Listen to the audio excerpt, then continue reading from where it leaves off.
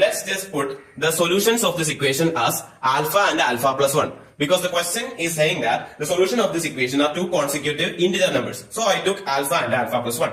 Now let's put alpha to the value of x in this equation, and what we will be getting is equal to 10n, right? So we can put alpha plus 1 also to this equation because it is also a solution. So that gives alpha plus 1 into alpha plus 2. So this is what we have got. So now what we have to do is just to subtract this equation from this equation. And what we are going to get is actually, we are subtracting this equation. So alpha plus 1 into alpha plus 2, that is subtracted out from this. And alpha plus 2 into alpha plus 3, cut it out, cut it out, cut it out. And that goes on up to here. So this, the previous term of this term will get cut out with the last term of this equation. And what we left with is actually alpha into alpha plus 1, the first term of this equation, and minus the last term, that is alpha plus n into alpha plus n plus 1, which is actually equal to this 10n minus 10n, that is equal to 0. So now we got an equation in alpha. So we can find the value of alpha simply. That is alpha square plus equal to 0.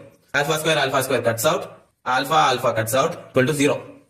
From this we can get the value of alpha as equal to alpha. So we got the value of alpha as minus of n plus 1 divided by 2.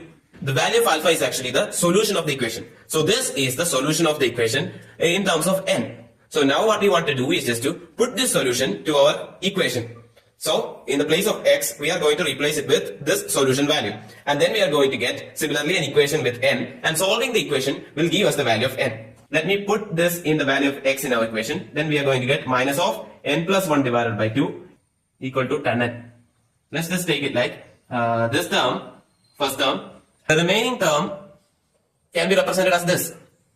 So the entire expression becomes this term plus minus n plus 1 divided by 2 into 1 plus 2 plus 3 plus etc. to n equal to 10n.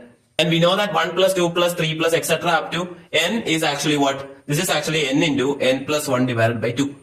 Let's just substitute it here. So this is the equation that you are going to get after the calculation.